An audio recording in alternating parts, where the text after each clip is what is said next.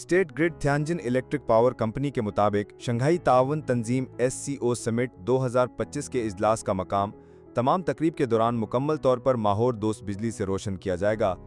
ये इकदाम 320 टन कोयला बचाने और 800 टन कार्बन डाइऑक्साइड के अखराज में कमी के मुतरादिफ है। रवा बर्स के इजलास में बिजली की फराहमी के लिए जिद्दत पर मबनी एक जामिया कमांड प्लेटफॉर्म भी मुतारिफ कराया गया है।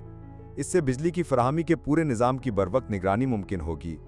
किसी खराबी की सूरत में ये प्लेटफॉर्म खुदकार इतला देता और फौरी हल में मदद फराहम करता है।